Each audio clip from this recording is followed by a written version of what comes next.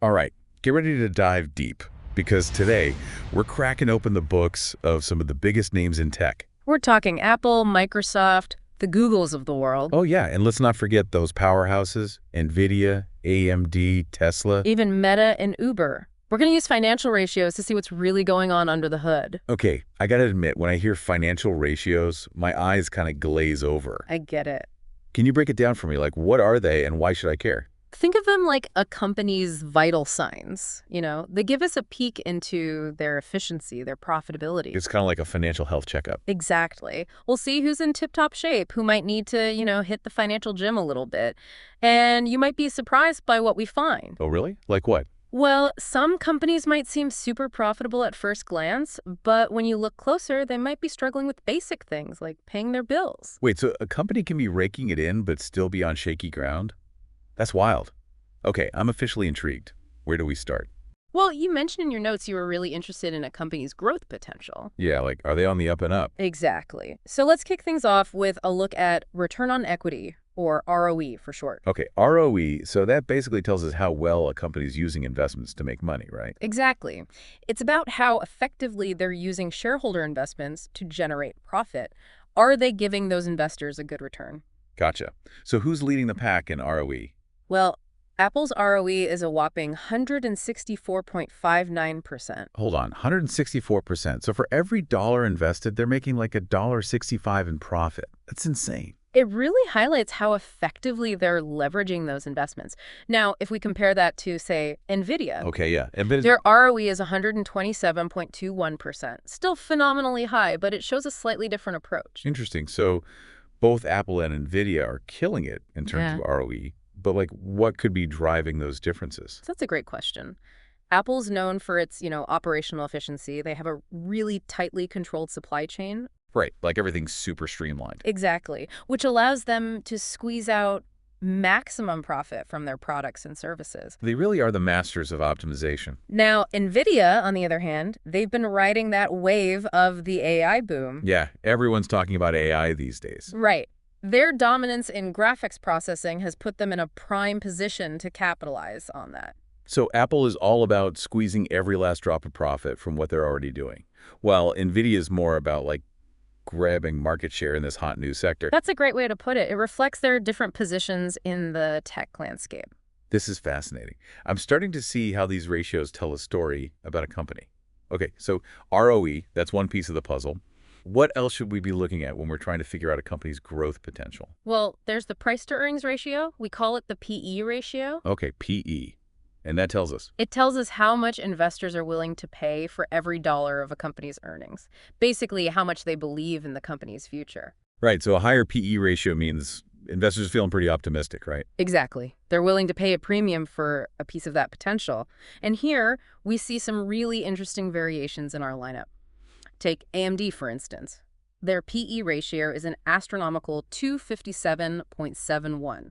Whoa, that's a lot of faith in AMD's future. What's driving that level of confidence? Well, they've been making huge gains in the data center and client segments. They're taking market share from their main rival, Intel. Yeah, AMD's been on a roll lately. Hmm. Okay, so AMD's like the market darling right now. You could say that. How does that compare to a company like Google? Google's PE ratio is more modest. It's sitting at 26.16. Huh, interesting. So that means investors see Google as a more, like, stable bet. Yeah, they see them as a more mature company. They're expecting steadier, more predictable growth rather than, explosive expansion. Gotcha. Okay, so PE gives us a glimpse into how the market views a company. What about how efficiently they're actually running things? That's where efficiency ratios come in. And a good one to start with is the asset turnover ratio. Asset turnover. Okay. And that tells us. It tells us how effectively a company is using its assets to generate sales. Think of it as, how well they're squeezing revenue out of their investments. I like that, squeezing revenue. So the higher the asset turnover, the better they are at using what they've got to make money. You got it. And NVIDIA is actually a standout performer here. Really? Yeah. Their asset turnover is 1.51x. So for every dollar of assets, they're pulling in $1.51 in sales. That's impressive. It is. Part of that's due to their strong brand, their sought-after products, GPUs for gaming and AI. Makes sense. And they've got efficient manufacturing processes. Now compare that to AMD. Okay, yeah. How does AMD stack up? AMD's asset turnover is 0.10x. Oh, wow, that's way lower. Yeah, significantly lower than NVIDIA's. It suggests there might be some room for improvement in how they're utilizing their assets. Interesting. So maybe they're not converting those assets into sales as efficiently as they could be. Right. They've been investing heavily in R&D, Research and development, yeah. which can impact asset turnover in the short term. Plus, they're facing intense competition in the CPU market. Right, everyone's vying for a piece of that pie. Okay, so we've got NVIDIA running a tight ship, Very much so. and AMD's more in a building phase. You could say that they're focusing on innovation, trying to gain that market share. It's interesting to see these different approaches reflected in the numbers. I'm telling Jan, I'm starting to see companies in a whole new light. Okay, so we've covered ROE, PE, and asset turnover. We're getting a good sense of how these companies are performing, what their growth potential looks like. But can a company be super profitable and still, struggle in other areas? Oh, absolutely. Profitability doesn't tell the whole story. Let's look at liquidity. Liquidity, and that is... That's a company's ability to meet its short-term financial obligations. Basically, can they pay their bills? Gotcha. So, do they have enough cash on hand? Exactly. A good measure for this is the current ratio. Ideally, a company should aim for a current ratio between 1.5 and 2.0. Okay, between 1.5 and 2. All right, so who's looking good in terms of liquidity? NVIDIA's sitting pretty with a current ratio of 4.17. Wow. So they've got more than enough cash to cover their bills. More than enough. They're in a very strong position. Now, how about Microsoft? Yeah, Microsoft, they're a giant, right?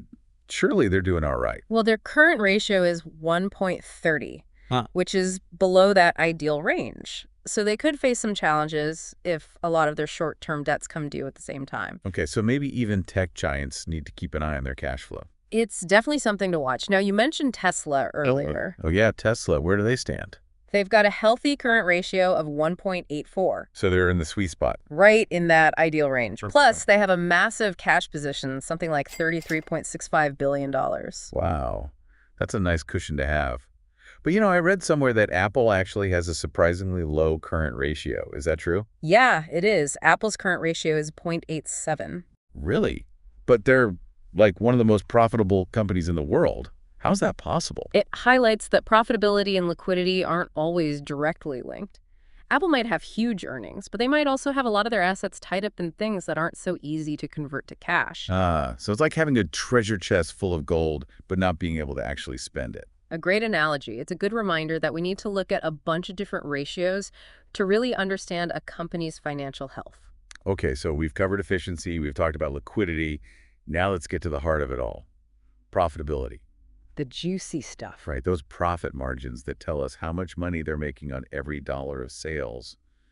Who's raking it in? Well, when it comes to profit powerhouses, you can't beat NVIDIA. Their net profit margin is a staggering 55.04%. Over half of their revenue is pure profit.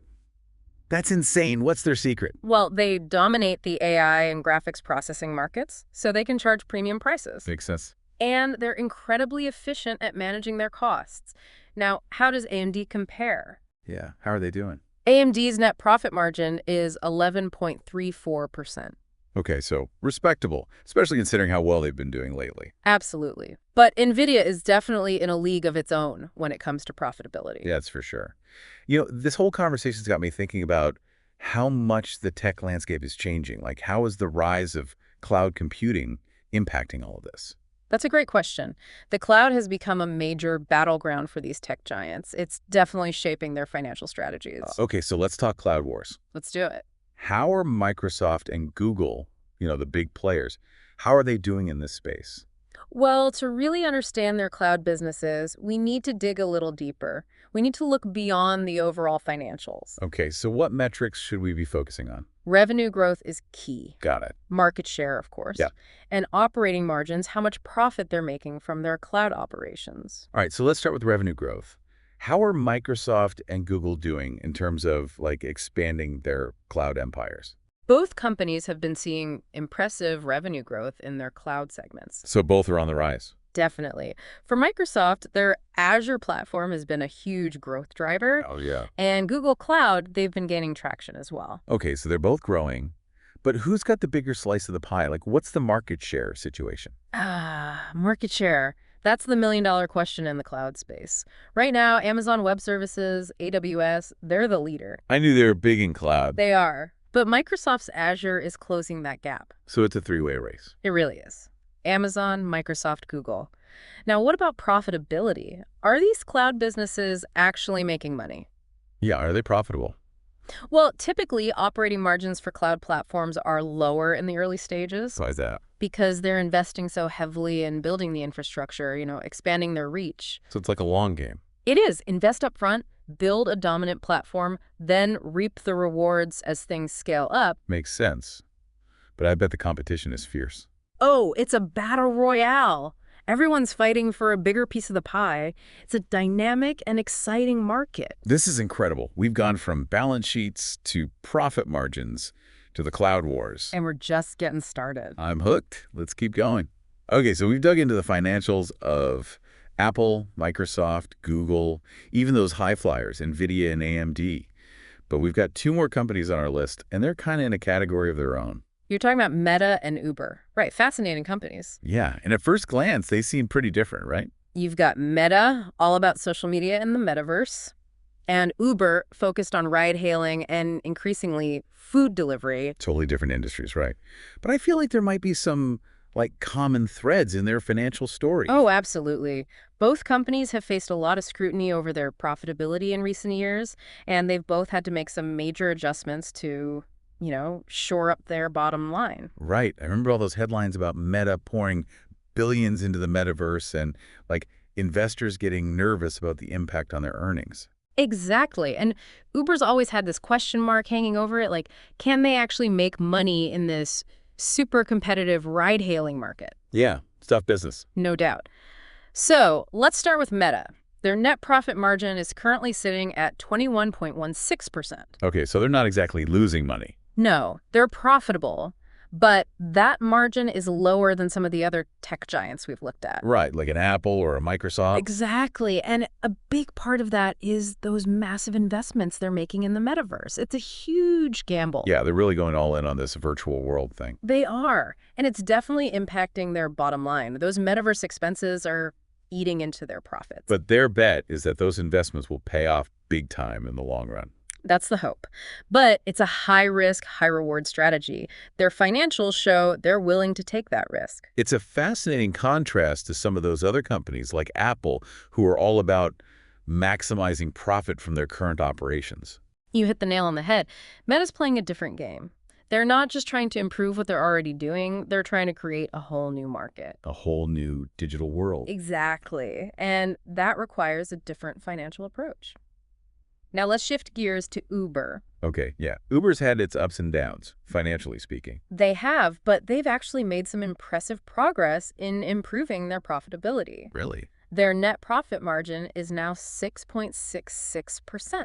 Okay, so they're in the black. They are, and that's a really positive sign. They've focused on streamlining their operations, cutting costs, and finding ways to increase revenue per ride. So it sounds like they've tightened their belts and gotten a bit more strategic. Exactly, and it's paying off. They've also benefited from the post-pandemic recovery in ride-hailing demand. Right, people are out and about again, Yeah, taking those Ubers. Exactly. It's a good example of how a company can adapt and evolve to improve its financial performance. So we've got Meta betting big on the future with the metaverse and Uber showing that even in a tough industry, profitability is achievable. It's really interesting to see how different companies navigate these financial challenges, and it reinforces the idea that we can't just look at one ratio in isolation. Right, got to look at the whole picture. Exactly. The broader context matters. The company's strategy, the industry they're in, all of that plays a role. Okay, so we've talked about profitability, but what about their ability to, keep the lights on? What about their liquidity? Good point. Let's dive into that. Meta has a very strong liquidity position. Their current ratio is 2.73. Wow, that's high. So even with those massive metaverse investments, they're still in a good spot. Very good spot. It speaks to the strength of their core business, those social media platforms. Facebook and Instagram are still generating tons of cash. Right, so they've got that solid base to fund their metaverse dreams. What about Uber? How's their liquidity looking?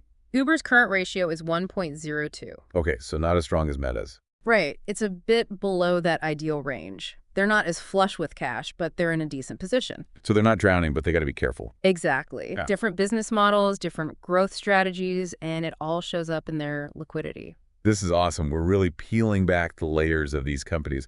But I got to ask, how can we use this knowledge to, make smarter decisions in our own lives? That's a great question. Understanding these ratios can be incredibly empowering. Let's say you're an investor. Okay, yeah. You can use these ratios to evaluate potential investments. You can assess the financial health of a company before you put your money in it. So it's not just about, gut feelings or following the hype. We can actually use data to make informed decisions. Exactly. And if you're an entrepreneur, understanding these ratios can help you run your own business better. Oh, interesting. How so? You can track your company's performance, identify areas where you can improve, make smarter decisions about growth and investments. So even if we're not running a billion-dollar tech company, these ratios can still be valuable tools. Absolutely. And even if you're not an investor or an entrepreneur, this stuff just makes you a more informed citizen. How so? You can read those news articles about companies and actually understand what they're talking about. Right. No more glazed over eyes when I see financial terms. You can grasp the financial implications of government policies, make more informed decisions in your own personal finances. I love that. Financial literacy is power. It really is. It helps you understand the world around you better. Okay, so we've covered a lot of ground. Any key takeaways you want our listeners to walk away with? Yeah, what are the big lessons here? First and foremost, remember, these ratios are tools. They can offer great insights, but they don't tell the whole story. We got to look at the bigger picture. Exactly. The company's industry, their strategy, their competitive landscape, all that matters. So it's like having a piece of a puzzle. Right. A perfect analogy. We need all the pieces to see the full picture. Secondly, don't be afraid to dig deeper. If a ratio jumps out at you, explore why. Ask those why questions. Exactly. What's driving that number? What does it tell you about the company? Got it. Curiosity is key. And finally, remember, financial analysis is an ongoing process. The business world's always changing, so we got to stay informed, keep learning. It's like a lifelong journey. It is. Experiment with different ratios, explore new industries, challenge your assumptions. I love that. Continuous learning and growth. That's what it's all about. This deep dive has been amazing. I feel like I have a whole new set of tools to understand how companies work. Thank you so much for sharing your expertise. It's been my pleasure. I'm always happy to demystify finance and help people take control of their financial well-being. All right, that wraps up our analysis of those tech titans. But we've got one more company to tackle. Meta. Ah, yes, Meta, the metaverse pioneers. They've made this massive bet on the future of virtual reality. But their financial ratios paint a pretty complex picture. They do. Let's take a closer look and see what those numbers reveal about this ambitious gamble. Okay, so we're back. And it's time to tackle the final company on our list, Meta. They've been all over the news with their big bet on the metaverse. But as we've seen, sometimes those headlines don't tell the whole story. That's right. We got to go deeper. And Meta's financials, well, they offer a really fascinating glimpse into what it takes to build a future in virtual reality. Okay, so let's start with the basics. How are they actually doing financially right now? Are they actually making money? Well, their net profit margin is currently sitting at 21.16%, which, is a pretty healthy number, especially considering all the money they're pouring into the metaverse. Okay, so they're not exactly struggling, but I gotta imagine those metaverse investments are eating into their profits, right? Yeah, that's a sharp observation. Their profit margin has actually been declining a bit in recent quarters. Because of those metaverse expenses. Exactly. Those expenses are ramping up. It's a classic case of, short-term pain for potential long-term gain. So it's like they're planting seeds for a future harvest. A very expensive harvest. Right. But what if that harvest never comes?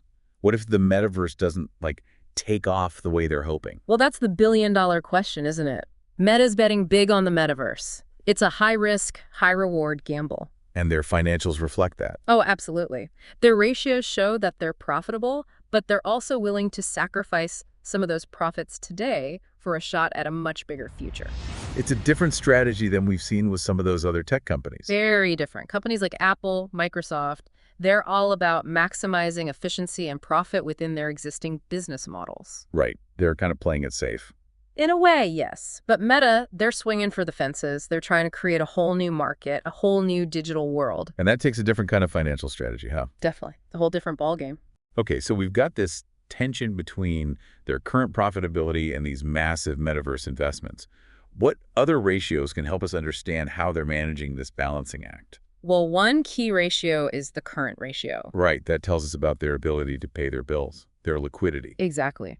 Yeah. And Meta's current ratio is a very strong 2.73. So, even with all that metaverse spending, they're still in a good position to meet their short-term obligations. Oh yeah, they're in great shape. It shows how strong their core business is. Their social media platforms. Exactly. Facebook and Instagram, they're still generating a ton of revenue and profit. It gives Meta a really solid financial foundation to pursue these ambitious metaverse projects. Okay, so they're not exactly putting all their eggs in one basket. They've got that cash cow in their social media business.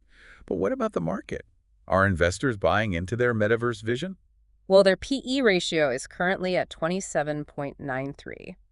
That's lower than some of those other high-growth companies we've talked about, like Tesla and NVIDIA. Does that mean investors aren't convinced about the metaverse? It's not necessarily skepticism. It could also be a wait-and-see approach. Investors want to see more proof that the metaverse is going to be, a real thing. So they're like, show us the money, Meta. Prove that this metaverse thing is more than just hype. Something like that. And that's the challenge Meta faces. They need to show that these investments are going to translate into real returns down the road. It's a high-stakes game. Right. But they've pulled off some pretty amazing things in the past. I mean, who would have thought that Facebook will become such a massive part of our lives? It's true. They've got a track record of innovation, and they've got a huge user base to work with. Right. That's a big advantage. But they also face some major challenges, Technological hurdles, privacy concerns, competition from other big players. It's going to be interesting to see how it all plays out. No doubt. And thanks to what we've learned about financial ratios, we'll be able to follow along and really understand the financial implications of every move they make. That's the power of this stuff. It gives you the tools to, decode the business world. Exactly. Whether you're an investor, an entrepreneur, or just someone who wants to understand how things work, financial literacy is key. This has been such an incredible journey. We've gone from balance sheets to profit margins to metaverse streams. It's been quite a ride. And we've only scratched the surface of the world of finance. But with these tools, with the knowledge of financial ratios, you're well equipped to keep exploring. Thank you so much for guiding us through this. I feel like I've learned so much. My pleasure. Always happy to share what I know. And remember, financial literacy, it's a journey, not a destination. Keep learning, keep asking questions, and keep an eye on those financial ratios. Great advice. Well, that wraps up our deep dive into the financial health of some of the biggest names in tech. We hope you enjoyed the ride. We'll see you next time. Until then, stay curious and keep those financial brains working.